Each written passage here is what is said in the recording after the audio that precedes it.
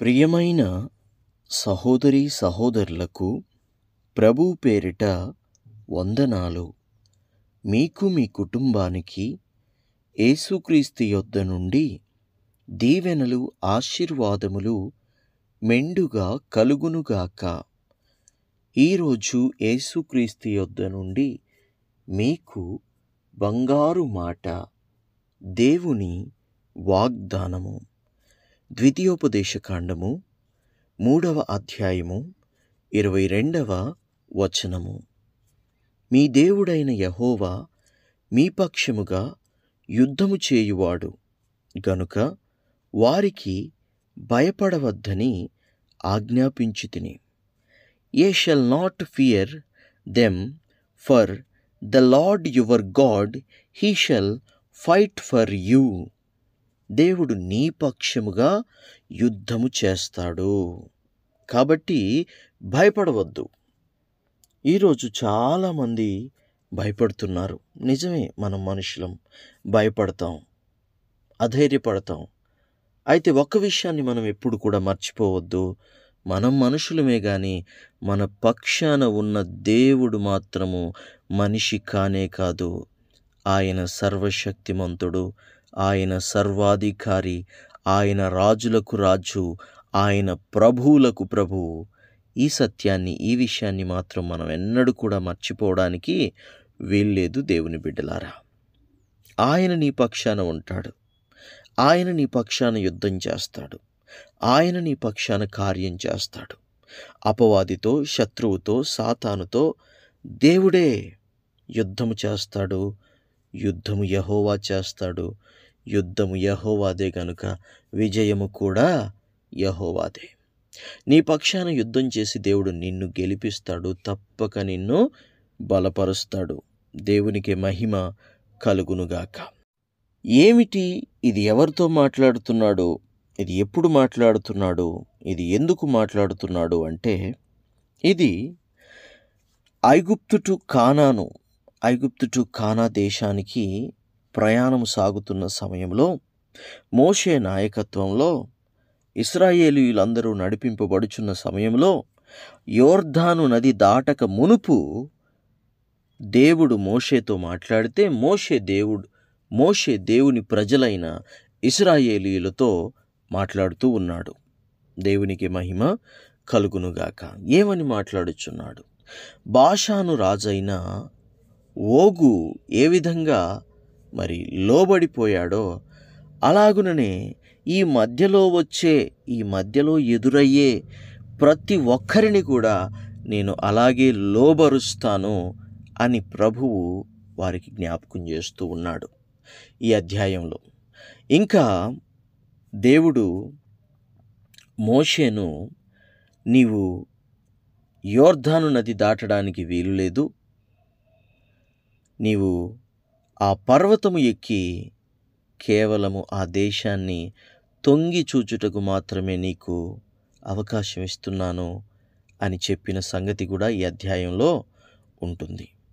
అంతేకాకుండా యెహోషువను ధైర్యపరచుము, యెహోషువను సిద్ధపరచుము, యెహోషువను బలపరచుము అని దేవుడు మోషేతో మాట్లాడడం కూడా ఈ అధ్యాయంలో ఉంటుంది. దేవునికి మహిమ కలుగునుగాక. ఈ అధ్యాయము ఒక ప్రత్యేకమైన అధ్యాయముగా ఉంది. దేవునికి స్తోత్రము కలుగునుగాక. ఎందుకంటే మోషే కేవలము ఇక వెళ్ళే అవకాశం లేదు. వారికి ఉపదేశం మాత్రమే చేసి, బలపరచడం మాత్రమే చేసేటువంటి పని ఈ ద్వితీయోపదేశ కాండంలో ఉంటుంది. దేవునికి స్తోత్రము కలుగునుగాక. ఇదే అధ్యాయం 13వ వచనం నుండి ధ్యానించుకుందాం.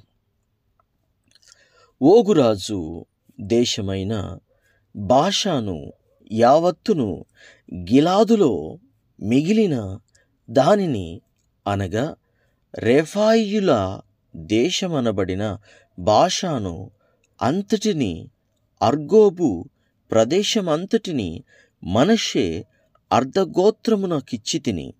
మనష్షే కుమారుడైన యాయీరు గెషూరీ ఈయుల యొక్కయు మాయాకాతీయుల యొక్కయు సరిహద్దుల వరకు అర్గోబు ప్రదేశమందంతటిని పట్టుకొని తన పేరును బట్టి వాటికి యాయీరు, బాషాను గ్రామములని పేరు పెట్టెను.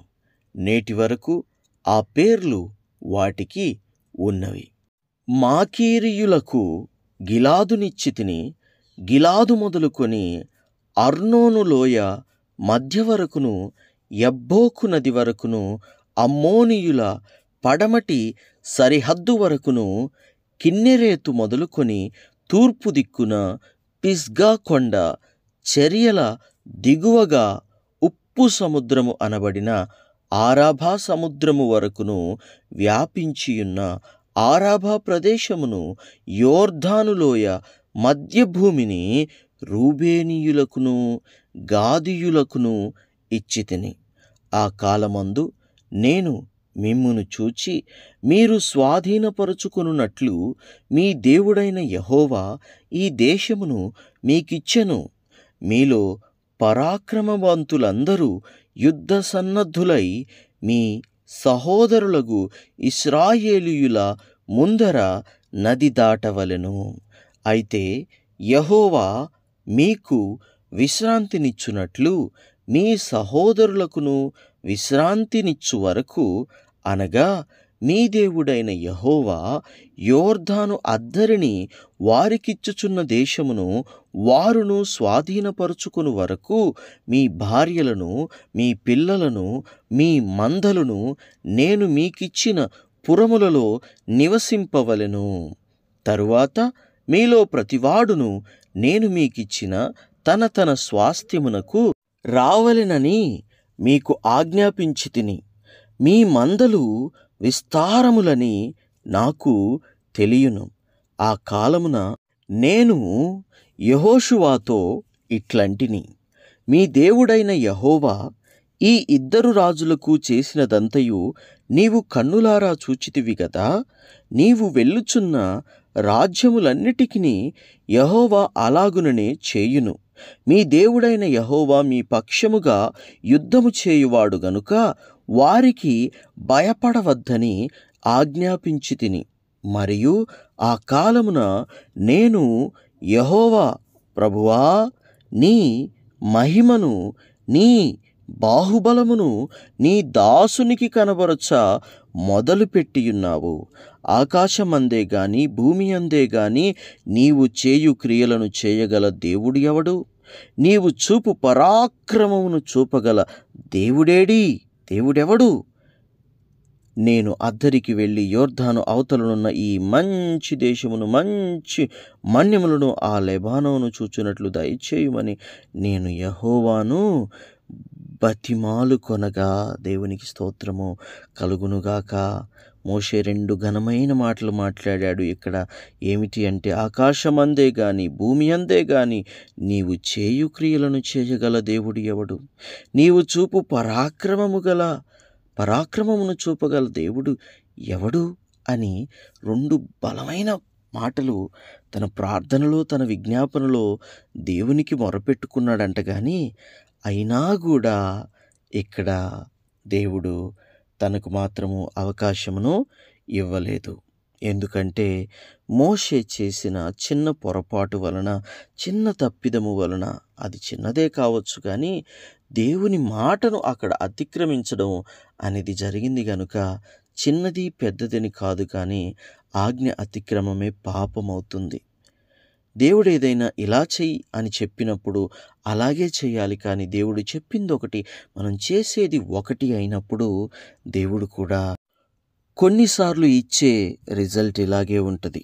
దేవుడు ఏమన్నాడంటే, నువ్వు అవతలికి వెళ్ళి దానిని చూడడానికి వీల్లేదు, కానీ కనబడుతున్న ఆ పర్వతము యొద్దకు వెళ్ళి ఆ పర్వతం ఎక్కి నేను ఏర్పాటు చేసిన ఆ దేశాన్ని నీవు చూడు అని మాత్రమే మోషేకి ఆజ్ఞిచ్చాడు, లేదా అనుమతి ఇచ్చాడు. దేవునికి మహిమ కలుగునుగాక. కాబట్టి దేవుని బిడ్డలారా, దేవుడు గొప్పవాడు, గొప్ప కార్యాలు చేస్తాడు. కానీ ఆయన మాట కాదన్నప్పుడు మనం ఆయన ఆశీర్వాదాలు పోగొట్టుకుంటాం. కాబట్టి ఆయన మాట కాదనకుండా ఆయన చెప్పినట్టుగా మనం నడుచుకుంటే అది మనకి ఎంతో మేలు. దేవుడిచ్చే వాగ్దానాలన్నిటినీ స్వతంత్రించుకునేటట్లుగా ఆ లోబడే జీవితం మనకి ఆశీర్వాదకరంగా ఉంటుంది. ప్రార్థన. తండ్రి, మీకు వందనాలు. దేవా, మీకు స్తుతులు, స్తోత్రాలు. అయ్యా, ఎన్నో గొప్ప కార్యాలు ఇశ్రాయేలీయుల పట్ల చేశారు మీరు. ఇశ్రాయేలీయుల పట్ల ఎన్నో కార్యాలు చేసినప్పటికీ మోషే చేసిన ఒక చిన్న పొరపాటు వల్ల తాను మీరు ఏర్పాటు చేసినటువంటి ఆ గొప్ప రాజ్యంలో అడుగు మోపలేకపోయాడు, పాదం పెట్టలేకపోయాడు. ఎంత ప్రయాసపడ్డాడు, ఎంత ప్రయత్నం చేశాడు. తిప్పలన్నీ తనవే కదా. అయినప్పటికీ కూడా ఒక్క ఆజ్ఞ అతిక్రమం జరిగించినందుకు చాలా ఆశీర్వాదం మోషే పోగొట్టుకున్నాడు. అయ్యా, అలాగున మేము చెయ్యకూడదు. నీ మాటలన్నిటికీ లోబడి నీ చిత్తమంతటినీ నెరవేరుస్తూ, నువ్వు చెప్పినట్టుగా జీవిస్తూ, నువ్వు చెప్పినట్టుగా నడుచుకుంటూ నీ ఆశీర్వాదాలను పొందుకునే వారముగా నీవు మా పక్షాన ఉండి యుద్ధము చేసే దేవుడిగా ఉండి మాకు ఎదురొచ్చే ప్రతి యుద్ధాన్ని మీరే చేసి మాకు విజయాన్ని ఇవ్వమని యేసు నామములో ప్రార్థన చేయుచున్నాము తండ్రి. Amen, amen, amen.